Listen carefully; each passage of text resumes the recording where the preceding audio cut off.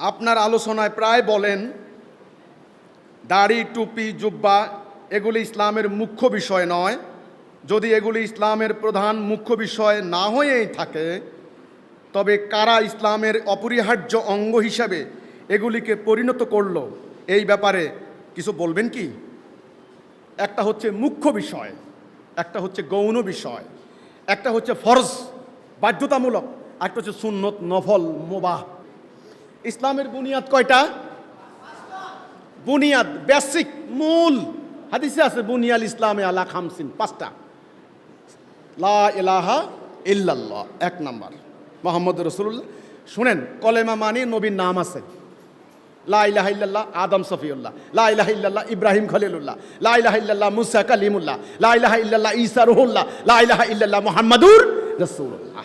কাজেই কলেমা মানি রসুলের নাম আছে, এটা একেবারে বাধ্যতামূলক। 2 নম্বরে সালাহ, 3 নম্বরে জাকাত, 4 নম্বরে হজ, 5 নম্বরে রোজা। এর মধ্যখানে অন্য কোনো আমলের কথা আছে? আর এই 5টা ঐক্যবদ্ধ থাকো, নেতার আদেশ শোনো, নেতার আদেশ পালন করো, হিজরত করো এবং জিহাদ করো। পবিত্র কোরআনে 6 থেকে 700-এরও অধিক আয়াত আছে জিহাদের। মোমেনের সংজ্ঞায় জিহাদ, রসুল সারা জীবন করেছেন জিহাদ। কাজে এই কর্মসূচির 5 নম্বর জিহাদ। এই 5টা এর মধ্যখানে কোনো কিছু আছে? বাকিগুলি আনুষাঙ্গিক, আপনি করেন, আপনার সওয়াব হবে, কোনো আপত্তি নাই।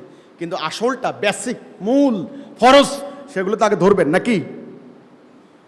আমরা আসলটা বাদ দিয়ে, মুখ্য বিষয় বাদ দিয়ে, একটা গাড়ির ইঞ্জিন নষ্ট, তেল নাই, পিস্টন ভেঙে গেছে, বডি খারাপ হয়ে গেছে, লুকিং গ্লাস নাই, স্টিয়ারিং নাই, আপনার গিয়ার বক্স ভেঙে গেছে, আপনি গাড়ির এগুলি ঠিক করবেন নাকি গাড়ির রং লাগাবেন? কোনটা করবেন? হ্যাঁ, রং লাগান, সুন্দর দেখা যাবে। রঙের উপর কোম্পানির নাম লেখেন, আরও সুন্দর দেখা যাবে, আপত্তি নাই। সিটের মধ্যে গদি লাগান, গদি বসান, আরামসে ঘুমাবেন। ক্যাসেট প্লেয়ার লাগান, গান শুনবেন, আপত্তি আছে?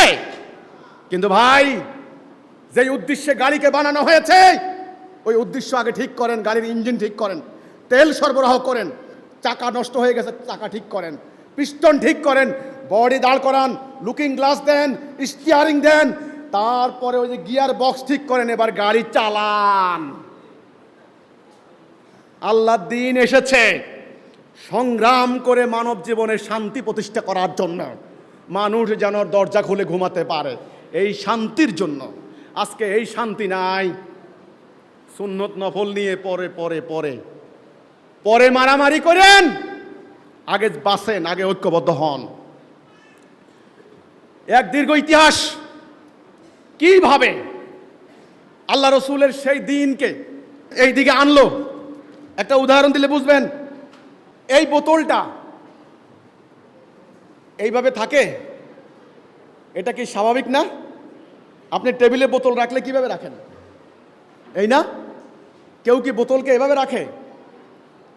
এভাবে রাখে? এভাবে রাখলে কি হয়? বোতলের ওই উপরেরটা চলে যায় নিচের দিকে, নিচেরটা চলে আসে উপরের দিকে, উল্টে গেছে। ধীরে ধীরে ধীরে ধীরে আল্লাহ দেওয়া দিন, দিনুল হক, এর আকীদা উল্টে গিয়ে 1 নাম্বার হারিয়ে গেছে, আর ওই 100 নাম্বারটা 1 নাম্বারের দিকে নিয়ে আসা হয়েছে। তা না হলে সেরা জাতি গোলাম জাতি হয় নাকি? ঐক্যবদ্ধ জাতি লক্ষ লক্ষ টুকরায় ভাগ হয় নাকি? এই জন্য হয়েছে।